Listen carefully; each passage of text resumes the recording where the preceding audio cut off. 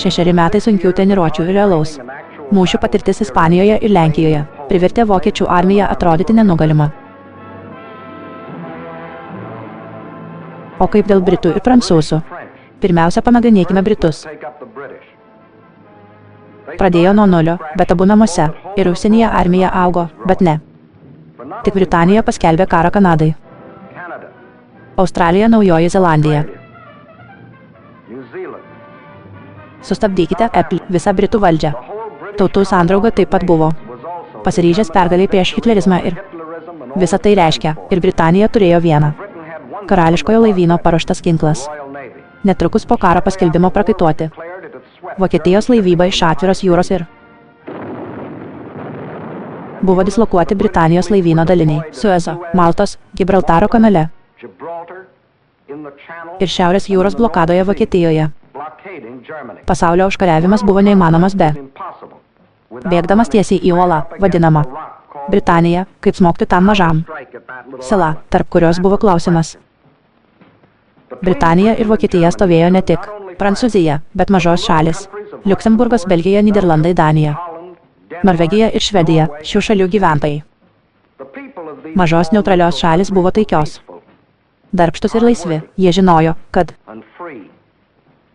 buvo viduryje ir bijojo pažeidimo. Apie jų neutralumą Hitleris tai žinojo. Taip pat žinojo, kad jei jie būtų United gyvi, jie sudarytų tvirtą demokratinę sistemą. Sieną nuo nacių agresijos ir jų užkariavimas būtų daug sunkesnis. Prieš smogdamas su savo armija, jis panaudojo dar vienas ginklas – propagandos užtvaras. Supainioti, kad jie prarastų tikėjimą. Skaldyk ir valdyk. Mylėti mažųjų neutraliųjų baimės. Propagandos ministras Goebbelsas jiems pasakė, Vokietija karo visai nevykdė vandens. Tai sukėlė Didžioji Britanija ir Prancūzija, visos bėdos. Tada atėjo Hitlerio eilė sakyti kalbą. 1939 m. spalio 6 dieną jis tapo malonesnis. Konkrečių pažadų danams jis. Sakėme, kad sudarėme nepuolimo susitarimą. Sutartis su Danija iki Norvegijos jūros. Teigė, kad Vokietija niekada neturėjo jokių konfliktų. Šiaurinėse valstijose šiandien jų neturi. Olandams jis pasakė, kad naujasis Reichas turi. Stengėsi tęsti tradicinį draugystę su Olandija ir belgai paskelbė, kad Reichas įvedė nepateikti jokių pretenzijų, kurios kokiu nors būdu galėtų būti laikomas grėsme Belgijai ir kol Hitleris davė šios pažadus, jo generolai šiltakraujiškai rinko pirmoji auka Norvegija ir kodėl. Jie renkasi Norvegiją, joje daug stačių įlankų. Arba fjordai būtų puikus povandeninis laivas, bazės, iš kurių reidininkai galėjo medžioti. Britų tiekimo linijos taip pat duotų.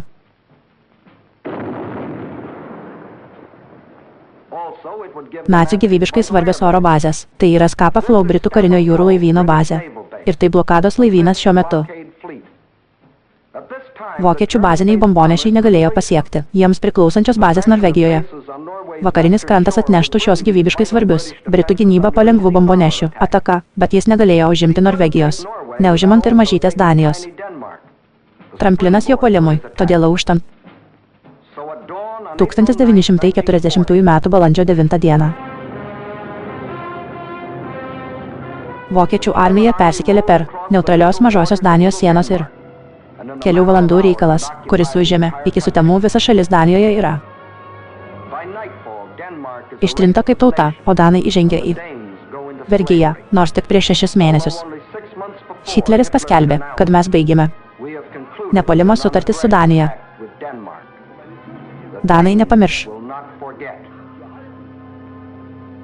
Tuo tarpu Norvegijoje, kuri atrodo rami, tokie vokiečių prekybos laivai turi slapta pateko į Norvegijos neutralų vandens kelią ir pririštas visose pagrindinėse uostuose, kurie jie atrodė kaip prekybiniai laivai, bet jei norvegai būtų turėję rentgeno akis, štai ką jie būtų matę. Senovės Graikijos Trojos arklys atvežtas, atnaujintas su naujais ir mirtingesniais ginklais. Būtent tuo metu, kai naciai Danijoje šie tylus laivai atgijo.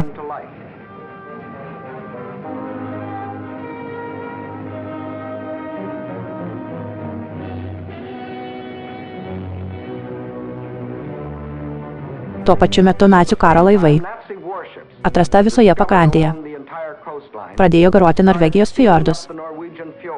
Transportas, tankai, vyrai, lėktuvai visi vienu metu puolė ant beginklė šalis. Ore akimirksniu užgrobė kiekvieną. Strateginis Norvegijos oro uostas, visas. Darbą palengvino klastingas V. Kolonistai, vadovaujami majoro Kjauslingo, užgrobė valdžią ir išdavė įsakymus slopinti pasipriešinimą Maksui karo laivuose. Garavo protilius ginklus, kurie galėjo, įsprogdino juos iš vandens. Tai buvo vienas nuostabiausių poelgių – išdavystė, kurios pasaulis niekada nepažinojo. Atvedė svarbų Quisling tarptautinį šlovė, paverčianti jo vardą sinonimu. Su žodžiu išdavikas iki popietės.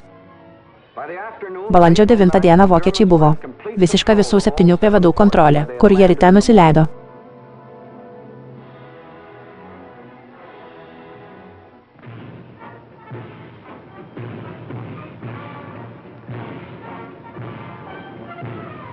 Pirmą kartą per daugiau nei 200 metų Norvegijos žmonės matė įsiveržiančios armijos žygis per jų miestas.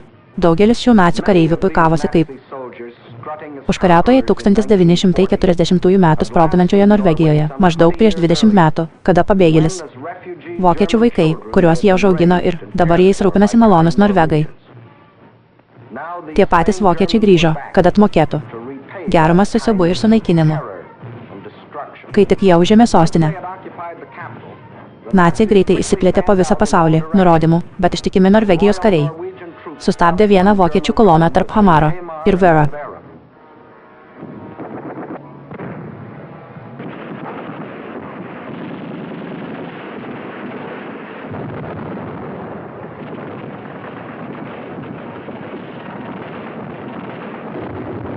Taigi vokiečiai atsivežė savo bombonešius.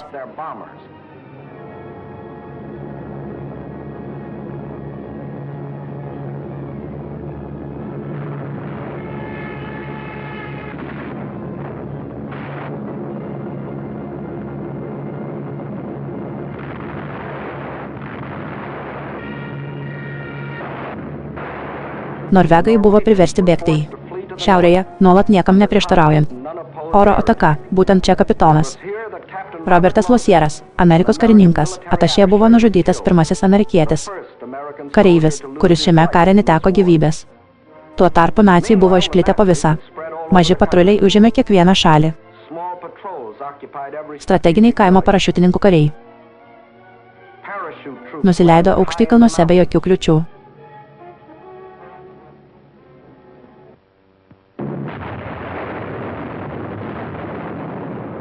Bombardavimo reidai privertė beginklius civilius gyventojus, bėgdamas apimtas siaubingos baimės.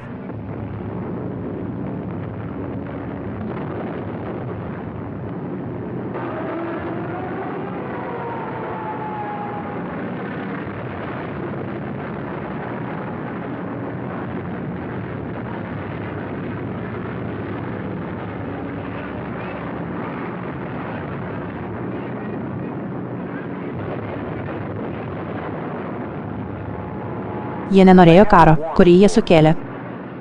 Visko, kad išvengtų, tikėdamėsi, kad jie galės pabėgti nuo nacių rykštės, kurią jie patyrė, kompromisas ir tragiškai nepavyko. Susivienyti su kitomis demokratijomis ir dabar. Jie susidūrė su rykšte beginkliai ir vienas, kol sąjungininkai negalėjo atvykti. Jų pagalbą kontroliavo vokiečiai, mūsų pagrindinė jėga, nepaisant to. Britų, prancūzų ir lenkų kontingentai. Jį surado ir kelis kartus nusileido. Norvegijos pakrantė. Desantinės pajėgos į šiaurę ir pietus nuo Trondheimas ir bandė apsupti. Nuolatinis judėjimas mieste.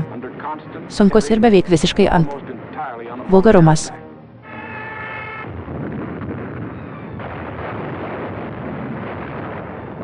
Kol veiksmo vieta buvo šaudymo aikštelėje, Britų naikintuvų, todėl jie atgabeno lėktuvnešius, bet šie yra nepalankioje padėtyje, kai priešinasi sausumos lėktuvai. Jis meluoja, todėl buvo smarkiai sumuštas iš oro. Galiausiai patyrė didelius nuostolius. Išaugtų iš beviltiškos situacijos. Toliau į šiaurę, Narvike, jie susitiko su didesnė sėkme, padarydama sunkių padarinių, jūrų nuostoliai prieš nacius.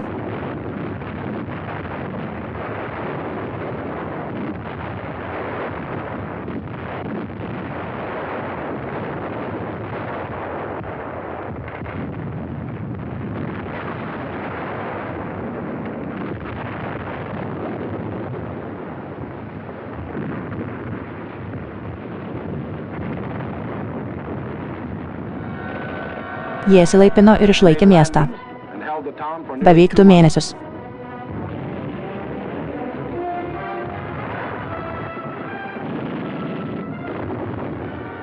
Beje, tai taip pat užtruko jų pirmąjį dabartinio karo kaliniai. Vėl naciai užvaldė orą. Pranašumas pasirodė esąs lemiamas veiksnys. Buvo priversti pasitraukti dėl siaubingų arabų teisėjas.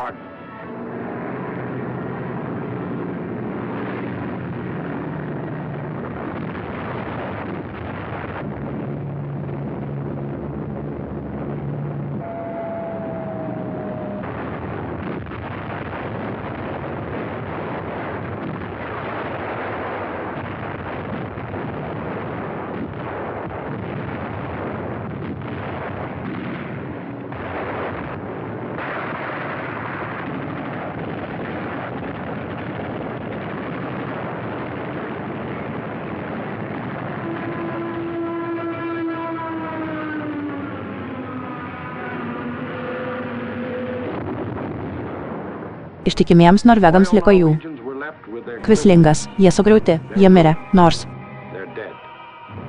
6 mėnesiais anksčiau, nei Hitleris pasakė, Vokietija niekada neturėjo jokių konfliktų su šiaurinėse valstijose ir šiandien jų neturi. Norvegai nepamirš ir Hitleris iškovojo dar vieną pergalę. Užgrobė dar 2 šalis pasaulyje. Stebėjosi ir kartais žavėjosi tuo. Vyro efektyvumas. Ačiū Dillingeriui. Taip pat buvo efektyvus.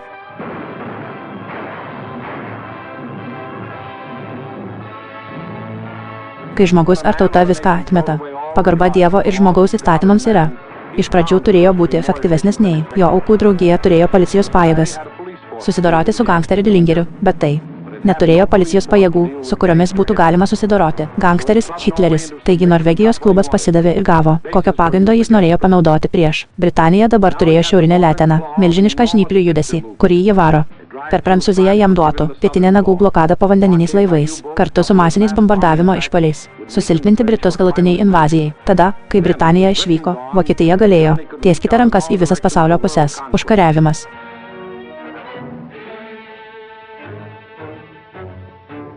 Jo kitas žingsnis akivaizdžiai turi būti per Prancūzijai pavyks įveikti savo pietinius nagus. Kaip Prancūzija turėjo atremti puolimą.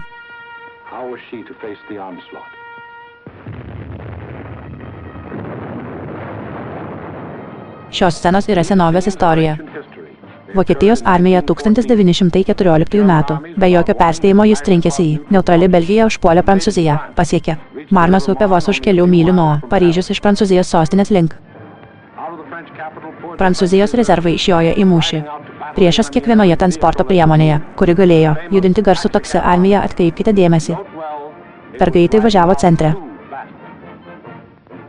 Prancūzijos linijos iki 9-ojo prancūzų armija, kuriai vadovavo palyginti nežinomas generolas 1914 m. rugsėjo 5 d.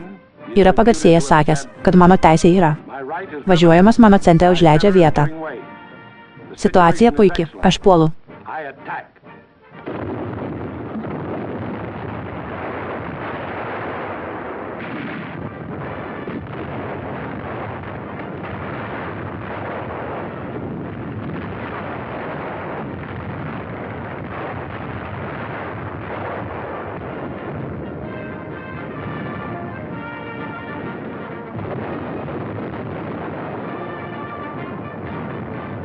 Jis užpuolė, vokietis sustojęs buvo. Patikrinta ir Paryžius buvo išgelbėtas. Palyginti nežinomas generolas vėliau tapo vyriausiojų visų pajėgų vadu.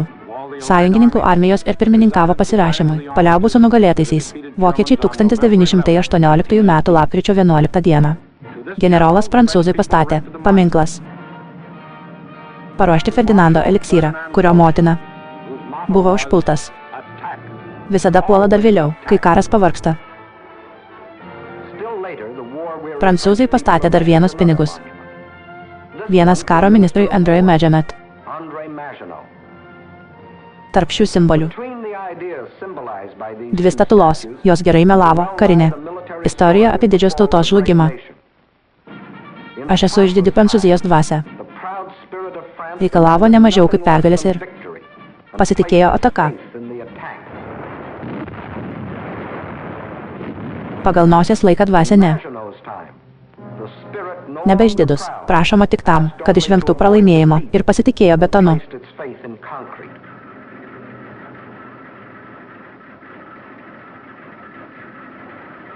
Taigi prancūzai pastatė galingą grandinę. Tvirtovės, vadinamos Magino linija. Giliai buvo pastatyti didžiuliai bastionai. Prancūzijos žemė, kuria juos jungė.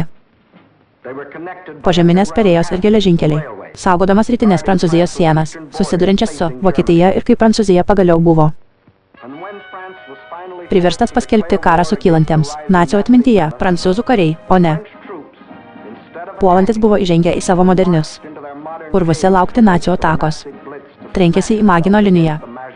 Ir jų generolai, vadovaujami maršalo Peter išdidžiai paskelbė, kas pagamins. Pirmas žingsnis šiame kare bus sužeistas. Bet Hitleris nepriartėjo prie Magino. Linija, tai buvo Francas stiprioji pusė, o ne jis. Puolė silpnąją vietą, Hitleris tai žinojo. Prancūzai bandė išvengti karo, užuot tam ruošęsis. Žinios buvo vienos didžiausių jo ginklų. Jis žinojo, kad jie turi lėktuvų, bet jis žinojo, kad jie pasenę. Jis žinojo, kad jie turėjo tankų, bet žinojo, kad jų yra mažai, skaičius ir lengvai šarvuoti, bet dauguma.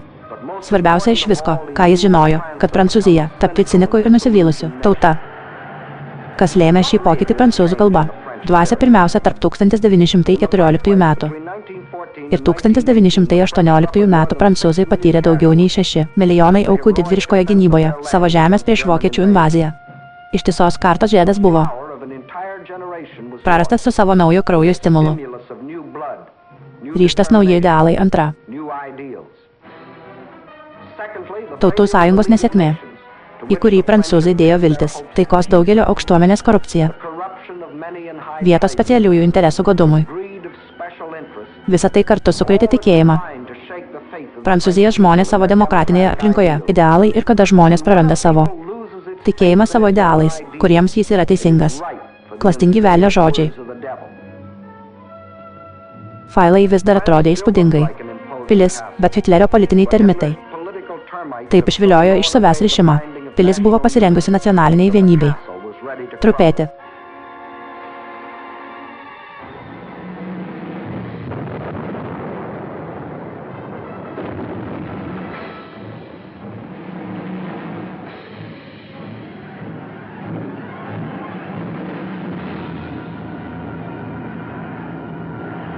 Per tuos karinius mėnesius ir veikla, kurią pavadinome netikru karu. Nenutrūkstamas vokiškos propagandos lavinos. Šerkšnui ramius Reino vandenis. paveikti kareivius Maginot linijoje. Kodėl kovoji? Paklausk banerio eilėraščių. Ir draugiškus raštelius atsiuntė. Balionai grojo prancūziškas melodijas. Vokiečių grupės ir vokietis buvo. Transliuoti prancūzų kalba. Jie manė, kad padaryta, jie mane stums, tai sustiprina tai. Persekiojimas dėl svogūno nuo Britų, kovos iki paskutinio bandymo. Prancūziškas kraujas tą dieną, nes dar nebuvo, buvai apgautas, tai yra. Imperialistinis karas dėl riterio, dėl mūsų. Vokiečiai nieko nenori iš Prancūzijos ir Amerikos. Kas vyksta su tavo žmonomis? Namų kareiviai Britų sero stotyje. Jūsų kaimai taip. Augalai buvo paruošti skinti visą. Kilimėlio galios jėga buvo pasukta. Į vakarus, kaip jie smogtų. Šį kartą. Visoje praeities Lotaringijoje yra 1870 metų. 1914 metų, koks būtų 1940 metų Conquest modelis. Prancūzai laikė Magino liniją, visiškai neįveikiamas ir todėl tikėjo, kad vokiečiai vėl bandys. Plaukimas per žemumų šalis 1914 metų, bet net ir po Hitlerio išprievartavimo, Skandinavija, Olandija ir Belgija tikisi. Prieš viltį vis dar laikėsi prie jų. Neutralumas, taigi prancūzų masė 78. Susiskaldimai čia, palei sienas. Belgija 17 buvo Maginot linijoje 10. Susiskaldimai čia, jei Mussolini gautų, nuobodu 3,5 kaip apsaugos priemonė. Prieš Ispaniją Britai turėjo 10. Susiskaldimai čia tariama strategija. Išpuolio prieš žemutinę zoną atveju, šalis turėjo mosikuoti savo armijomis taip, lyg vartai į Belgiją, kurių vyris yra. Šiaurinis Maginot linijos galas. Svarbiausias vyris buvo apsaugotas. Tankiai apaugę Aldėnų miškai Hulen. Miškinga vietovė, nusėta koriais upeliais. Keliai siauri takai, jų tiltai veda į Kviečius. Kariniams transporto priemonėms prancūzų strategai. Apskaičiuota, kad miškai auga, praeitis, šarvuotams pajėgoms, kaip pamatysite. Buvo vienas iš brangiai kainuojančių vertinimų arba karinė istorija, tokia buvo situacija. 1940 metų gegužės 9 dieną.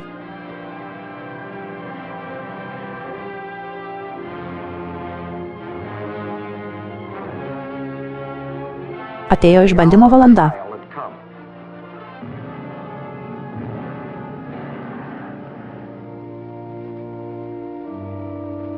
Demokratinių šalių žmonės meldėsi už stiprybės pasitikti artėjantį uraganą, Keran.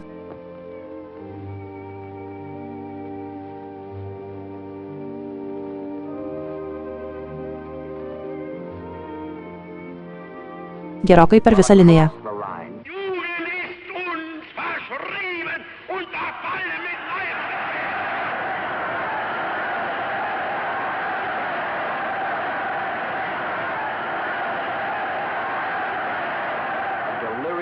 Vokietis.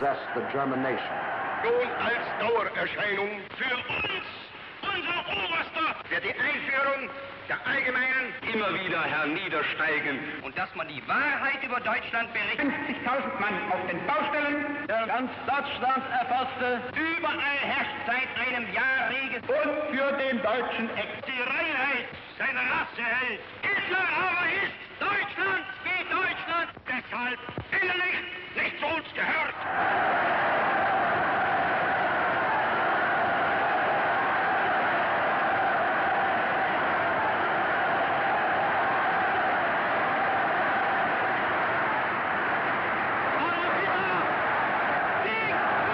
Yeah.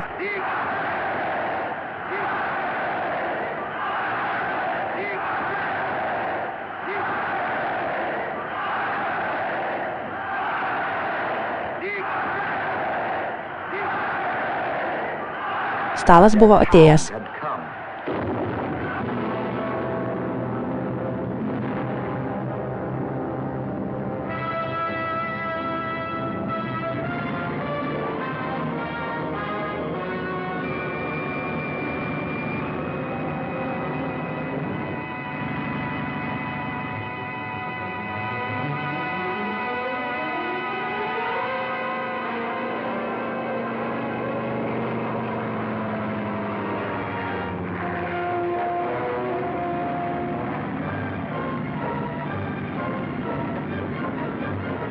net nesivargindamas paskelbti karo.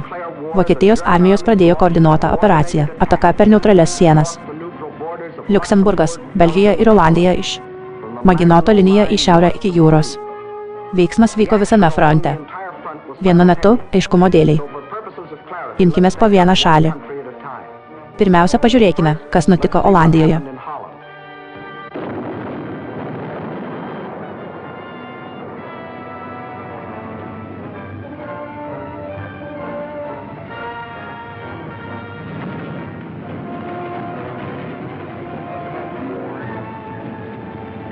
Maksis sausumos pajėgos sutriuškino improvizuota ir skubiai pastatyta siena, gynyba, bet pagrindinė ataka turėjo įvykti iš oro toli už gynybos linijos.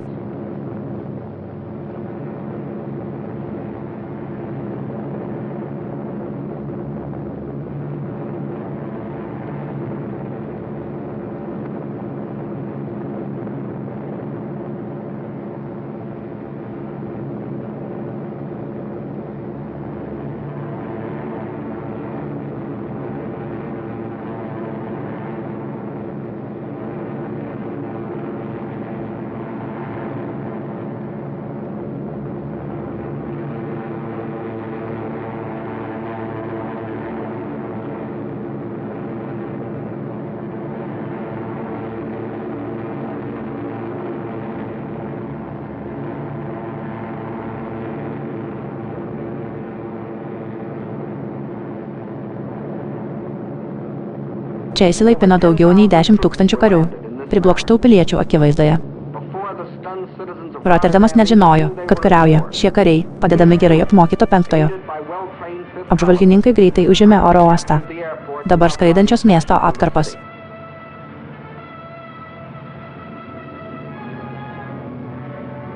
Tuo tarpu nacių šarvuotos kolonos buvo. Lenktyniauja visoje šalyje ir rodo savo pažangą. Pagreitino kiti patologai, kurie neleido sunaikinti gyvybiškai svarbių pilimų ir tiltai, kuriuos paveikė šios jėgos. Susitikimas su nusileidusiais parašiutininkais. Rotterdamas. Olandai buvo pasmerkti pralaimėjimui.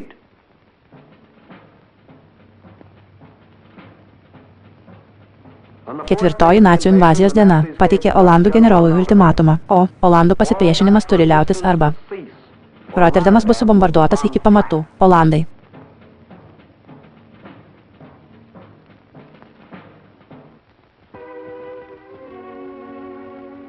Generolas neturėjo kito pasirinkimo, kaip gelbėti nekaltų civilių gyvybės priimamos. Vokiško termino, bet po besąlyginė kapituliacija, naciai vis tiek subombardavo miestą.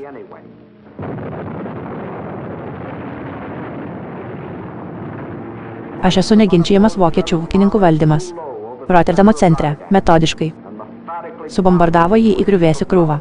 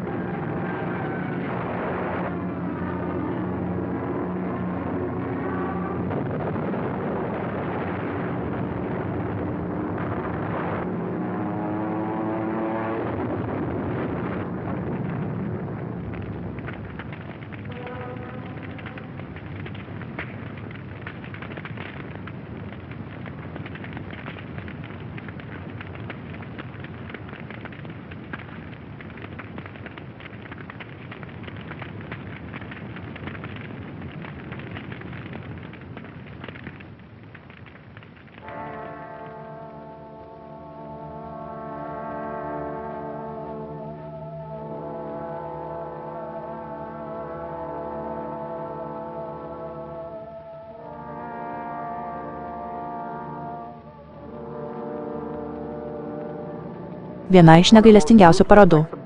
Žiaurumas, kokį pasaulis kada nors matė. Daugiau nei 30 000 vyrų, moterų ir vaikų. Nužudytas per 90 minučių, nors vos 6 mėnesiais anksčiau Hitleris pasakė, naujasis Reichas stengiasi tęsti tradicinę draugystę su Olandija. Olandai nepamirš. Tuo tarpu Belgijoje visos pajėgos. Nacių žaibo karas šturmavo ją. Neutrali siena.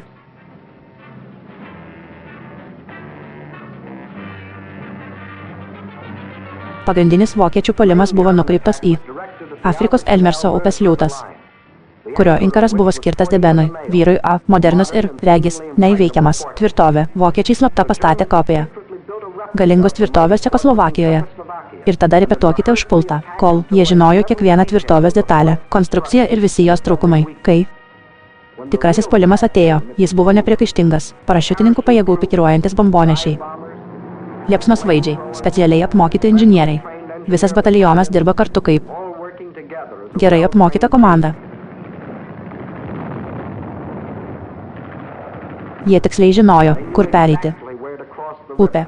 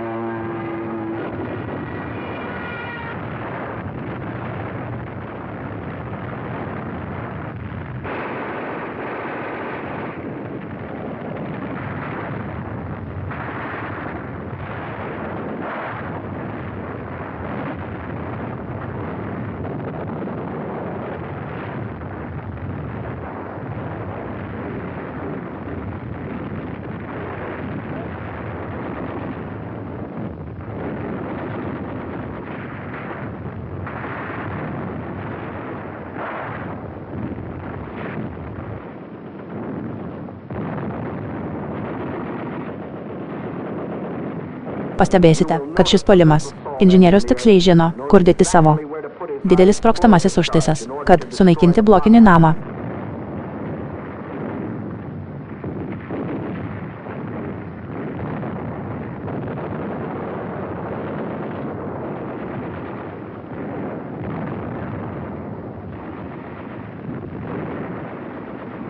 Benmaelio fortas atlaikė nacius.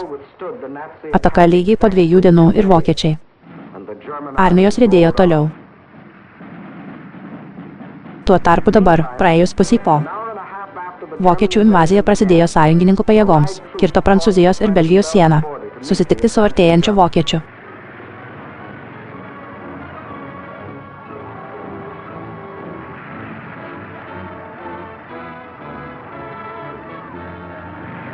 Jiems lenktyniaujant per Belgiją, kad užimtų. Savo gynybinėje pozicijoje jie sutiko kliūtis, su kuria jie susidūrė. Pabėgėliai.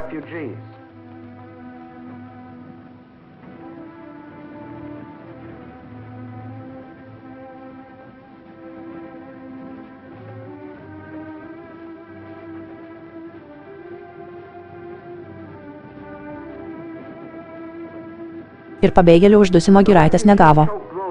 Tokiu būdu netyčia maksimumas yra. Metodiškai ūkininkaujančiuose mažuose miesteliuose ir kaimai, kuriuose kitaip nebūtų jokių. Karinė vertė ne tiek žudyti, kiek išvaryti gyventojus į greitkelyje, tada profesionaliai kulkosvaidžių. Masės juos suvarytų. Beviltiškas teroro ištiktas skrydis. Įsipainiojęs į priekį žemdamas linijos armiją.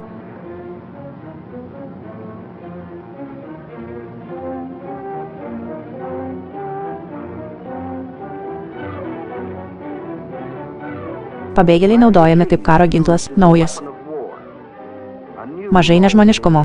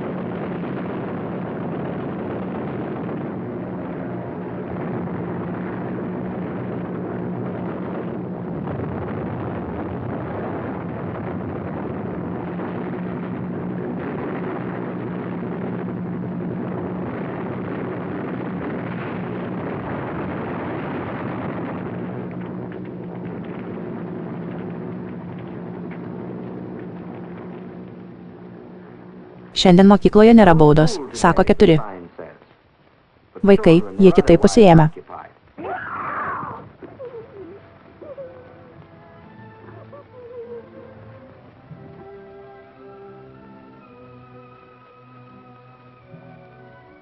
Šiandien nebus mokyklos. No school today.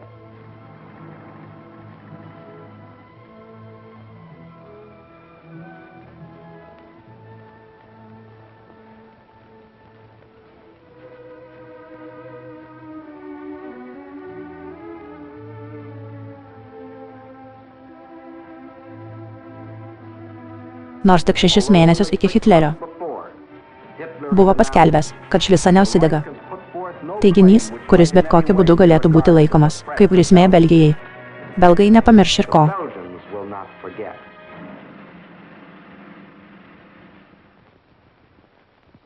Apie gyvuosius jie buvo įsitikinę, kad Vokietijos puolimas prieš Belgiją ir Olandiją buvo pagrindinis frontas ir pagal planą, kurie savo armijas pravėrė lyg vartus. Belgija, bet išpuolis prieš Belgiją ir Olandija buvo tik pagrindinio vokiečio apgaulė. Ataka turėjo būti sutelkta ten, kur sąjungininkai, kurių mažiausiai tikimasi per Ardėnų mišką už šį lemiamą smūgį. Jie slapta buvo susirinkę, galingiausia smogiamoji jėga, kokią tik turėjo pasaulis, kada nors matytas, įskaitant 45 000 šarvuočių, transporto priemonė.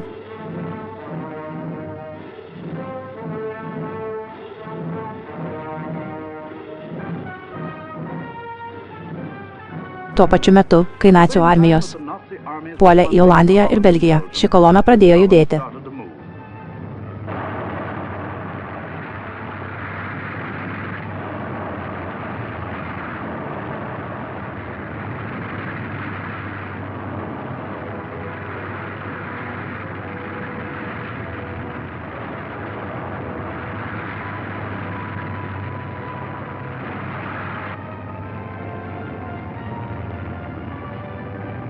Gerai apmokyti inžinerijos batalionai išvyko. Pirmas.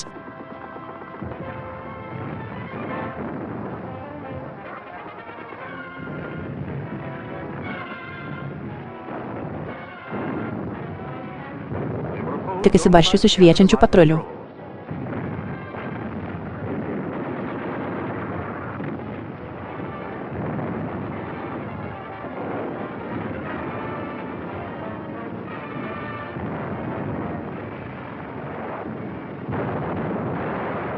Jie išvalė takus Temzei. Kritimas.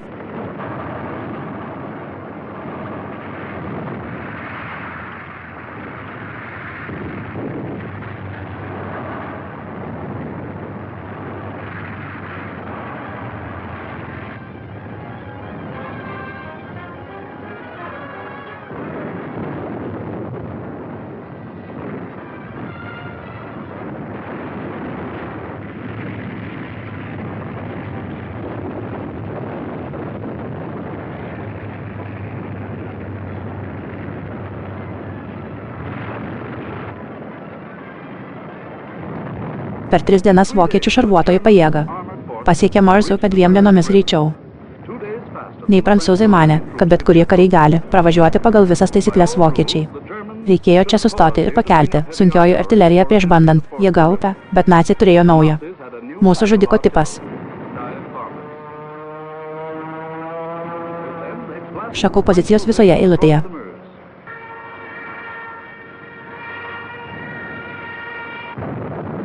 Su karštlygišku skubėjimu. Vėliau vokiečiai apšaudė upę su bet kuo ir visko būtų. Šaudyti.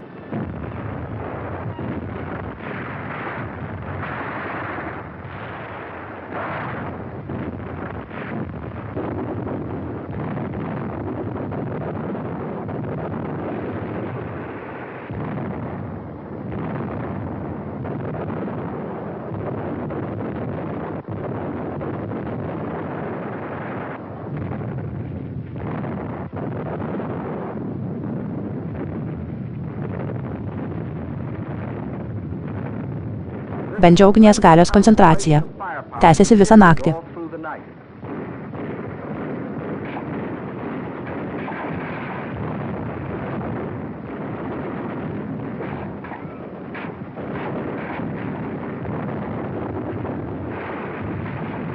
Kitą dieną įmonės galėjo perplaukti upę.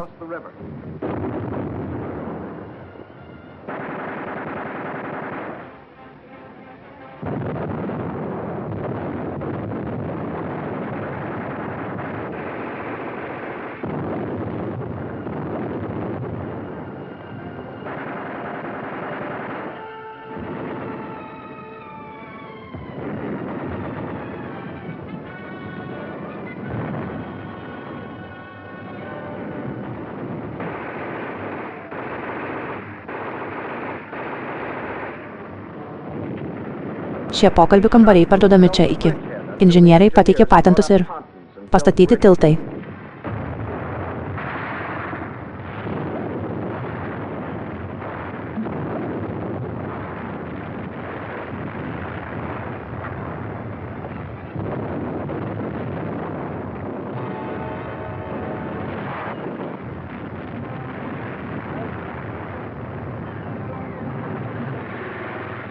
Tada negaiždamas ne akimirkos. Šie tiltai yra pagrindinė šarvuota jėga. Vokiečių karinė mašina rieda per Sedaną, bet svarbiausia – proveržis į nusivylimą ir plokščiapėdė Prancūzija. Štai ir dingo senas kamaliuko žaidimas. Nuo šiol tai buvo tik klausimas. Kiek laiko vienas iš mūsų stebi žemėlapį. Žvalgybos pareigūnai paaiškino detalės apie vokiečių proveržį mes. Kalbant apie proveržį, tai niekam tikęs, bet iš tikrųjų pertrauka buvo palei Baltą. Frontas, besitęsiantis 450 mylių nuo Pelkės, Belgijoje iki toliau į šiaurę esančio Sudano. Sąjungininkų armijos atsivėrė lyg vartai. Šias pozicijas užėmė Vokietijos armijos. Nuplaukė per Olandiją ir nutraukė liniją. Alberto kanalas ir, kiek kas nors žinojo, ruošėsi daužytis prieš sąjungininkų frontas su visa savo galia. Padėtis buvo pavojinga, bet neaiški. Gegužės 13 vakarą, gegužės 14 ir 15 dieną tapo aišku, bet vokietis. Proveržis į pietus nuo memuarų buvo didžiausia stiprybė ir kad prancūzai. 9 armija puolė judėdama į pozicija buvo sugriauta be. Abejoju, ar tai buvo mirtingojo esmė, pavojus ir Prancūzijos vyriausioji vadovybė įsakė šių atsisakyti pozicijos, nors jos dar nebuvo. Užpuolė tas pozicijas, kurios buvo apleistos. Vien dėl susidariusios situacijos, besivystančios palei Mars upę netoli Seidano. Tuo tarpu Prancūzijos 7 armija turėjo. Buvo įsakyta atlikti istorinį priverstinį. Žygiuoti toli į pietus į tą teritoriją. Grėsmė kelia sparčiai artėjanti. Vokietijos ietis buvo šios armijos dalis, kuri nebuvo panaudota atakuoti vokiečių lėktuvą, o ne. Buvo naudojamas kaip kamštis sulūžusiam atstatyti. Fronte per visus sąjungininkus, kurie buvo išdėstyti, jų tikėjimas ne žaidimu, o gynyba buvo pasmerkta. Nesėkmė, nesusidūrė su visiškai nauja karo technika. Paprastų tankų pėstininkų komanda veiksmų metu. Pasaulis buvo apiblokštas greičio su, kuriuo judėjo vokiečių šarvuotos kolonos. Kokia buvo paslaptis, padėjusi armijoms veikti. Judesiai. Taip greitai paslaptis slypėjo. Smogiamojo vado organizavimas. Šarvuotosios pajėgos buvo pirmosios, beveik. Po jų sekė motorizuotosios divizijos, kurios nulupta, sudarydama tvirtas sienas ir per koridorių, bet sudarė lenktynes. Suteikimo sunkvežimiais, kad pamaitintų visko. Ilgėjant kolonai, buvo akivaizdu, kad jei sąjungininkų padėtis būtų tokia, atkurta vokiečių kolona turėtų. Bus nukirsta gegužės 17 dieną generolo de Gaulle. Puolė vokiečių flangą ir užėmė. Mažai kalinių, bet jo galia mechanizuota. Jėgos buvo tarsi rašiklis, badantis šoną. Raganosio vėlesnis išpuolis įvyko. Dar mažiau sėkmingai, priemonės A. Tikrai sėkminga kontrataka prieš. Vokiško automobilio tiesiog nebuvo. Mums reikėjo tam tikro skaičiaus divizijų. Tik saujelė įmonių ir batalionai buvo drąsūs. Bandymas pakirsti vokietį Carterį buvo. Sukūrė lėtai judančių britų grupę. Tankai į pietus nuo Araso. Tačiau trūksta ilgalaikės smūgio galios. Pasmerkė šį drąsų dalinį sunaikinimui. Gegužės 21 dieną vokiečių ieties antgalis pasiekė.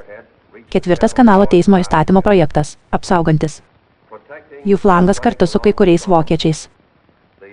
Įsisklaidė į šiaurę ir rytus. Turėjo būti tobulas mūšis. Belgijos sunaikinimas gegužės 28 dieną. Armija suspausta į mažą erdvę ir pavargęs nuo kovos, nenuleido ginklų. Paliko beviltiškus prancūzus ir britus, gynėjai, atsistoja už nugaros, įsivaizduoja, mažasis kanalas, gydytojo teismas. Viena didžiausių istorijoje nelaimių. Atrodė, kad kuria visą Britaniją. Armija susidūrė su sunaikinimu, bet išėjo. Rūkas kanalą užpildančiame rūke. Atplaukė keisto karinio jūrų laivyno klasės armada, žvejybos laivai pramoginės jachtos bet kas, kuris plukdytų jūroje gyvenančius žmonės. Britanija atėjo gelbėti jų rankos. Kovojo virš galvos esantis britų naikintuvai, Luftwaffe sustojo.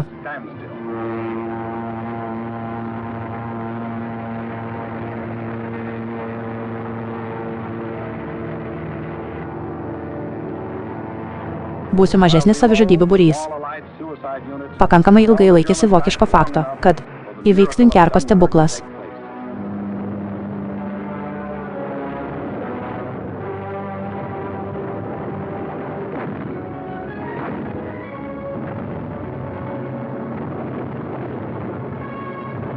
$211 500 britų karių, plus 112 500 prancūzų. Ir Belgija buvo suimti dėl 3. 100 000 mūšyje išbandytų vyrų, niūriai pasiryžęs vėl sugrįžti, su naujais įrankiais, naujų ginklų, kurį galima sprogdinti, nekenčiami naciai iš šio pasaulio už. Laisvi vyrai kaip guminiai kamuoliai, kuo stipriau jie krenta, tuo aukščiau jie krenta. Bomba. Tuo metu Britams vadovavo vyras, kuris visą gyvenimą ūkininkavo Singoje, Winstonas Churchillis su pasididžiavimu daugelį metų, tuo tarpu perspėti pasaulio apie Vokietiją. Situacija, su kuria susidūrė Prancūzija, buvo tokia, beveik beviltiška karinė padėtis, gali būti 2/5 Prancūzijos armijos, prarasta buvo mažiau nei 50 divizijų. Liko ginti šuniko beveik 200 mylių, ilgas bėgimas nuo šiaurinio galo. Maginot linija iki jūros ir už jos. Toje skardinėje fronto linijoje nebuvo rezervai. Nusivylę Paryžiaus žmonės ir jų pietų vaikai meldžiasi, kad įvyktų stebuklas. Apsaugotų juos nuo žalos.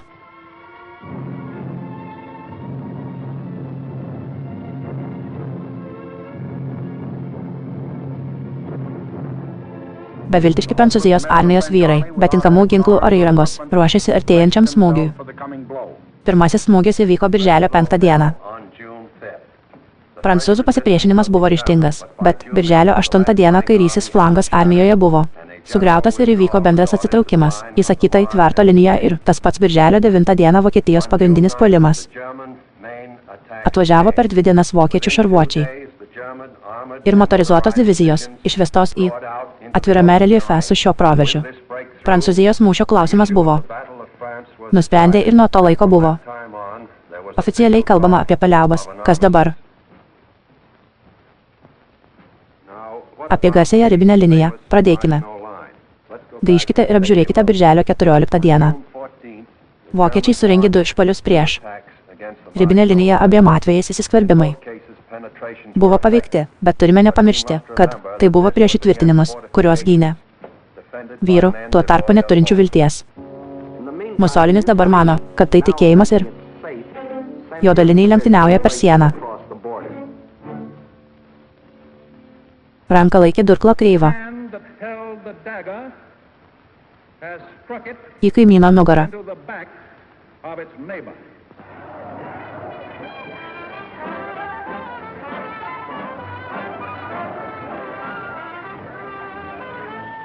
Organizuoto pasipriešinimo Prancūzijoje nebuvo. Vyriausybė susidūrė su 2 nebeįmanomais. Alternatyvios pensijos Šiaurės Afrikoje ir tęsti iš ten arba atsisakyti. Kova Prancūzijos lyderiai buvo seni ir pavargęs, o seniausias ir labiausiai pavargęs buvo maršalas Petainas, kurstomas tokių vyrų kaip Lavalis, kuris vokiečių pergalėje matė savo asmeninės galios galimybę birželio 16 dieną. Paitonas prašė paliaubų, pranešė žinią. Nešami 2 samdomi žudikai, kurie tai gavo. Didžiųjų tautų žodis patenka į Būdingas būdas taip pat. Būdingi buvo jo terminai, skirti. Paliaubos turi būti pasirašytos karietoje, kur maršalas Faršas sutiko nugalėtosius, vokiečiai paskutinėme kare.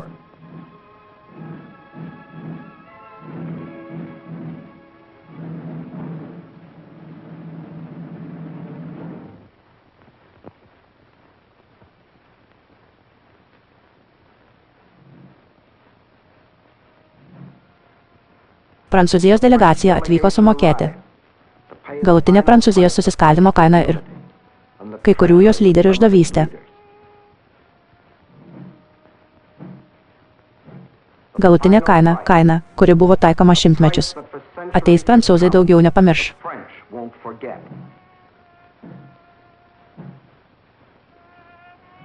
Daugiau nei 3/5 jų šalies buvo būti užtemdytam kariuomenės, okupacija, likusi dalis turėjo būti kontroliuojamas Prancūzijos vyriausybės, priimtina Hitlerio išpuoliams 4. 100 milijonų frankų per dieną turėjo būti primesta Prancūzijos žmonėms remti. Vokiečių okupacinė armija beveik 2 milijonas prancūzų karo belaisvių būtų, buvo išvežti į Vokietiją ir laikomi. Ten kaip įkaitai dirbti vergais arba alkio pavinys, tuberkuliozė ar kita. Koncentracijos stovyklos vyrų ligos. Sąmoningai ir visam laikui atskirtas. Iš savo šeimos, kad sumažėtų. Prancūzijos gimstamumas, raumenų limonadas. Prancūzija ateityje buvo pasaulinė galybė, kartos prancūzų civiliai vyrai moteris. Ir vaikai turi vergauti pas ūkininką. Nacių valdančiosios rasės gamykla arba badauti bus dalyko pamoka. Ateivių rasėms, kurioms neturime dvejoti skambinti. Tie vergai frankai vaikai turėjo augti. Tiek daug maisto, kad daugelis sulauktų 12 metų anksčiau, nei jiems būtų sukakę, rūpinkis savo dantimis ir nuo bet kokių bandymų. Protestuoti prieš šios apribojimus. Tūkstančiai nekaltų Prancūzijos civilių. Būtų įvykdytas mirties bausmė. Tokia buvo kaina, kurią prancūzai turėjo sumokėti. Sumokėjo, kai pasirašė paliaubas. Ir valdančios rasės valdovas turi eiti į Paryžiaus gatvėmis apžiūrėti to, kas buvo. Kai tik šviesos miestas nepastebi jokio. Džiaugaujančios minios čia pasveikino. Nauja tvarka, kai atvyks Paryžiaus žmonės.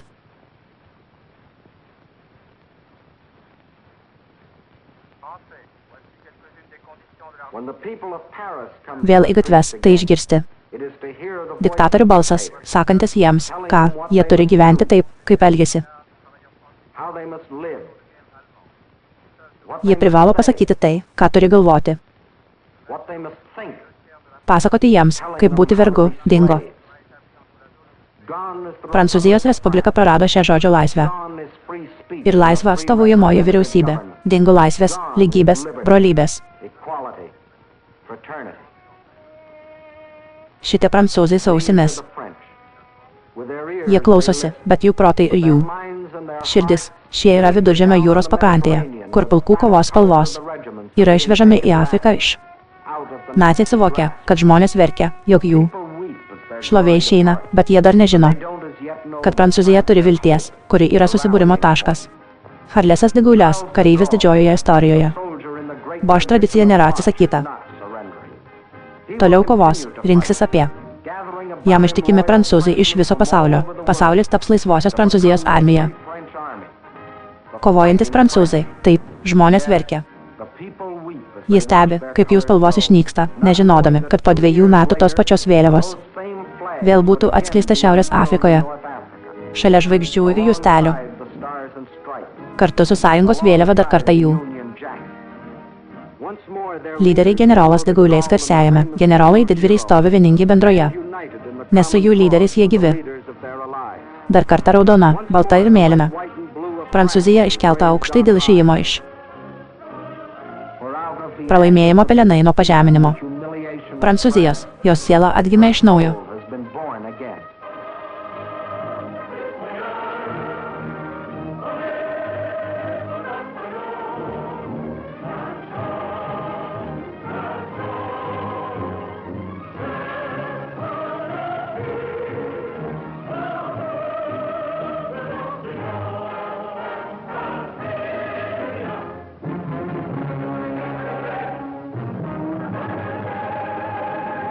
būtų.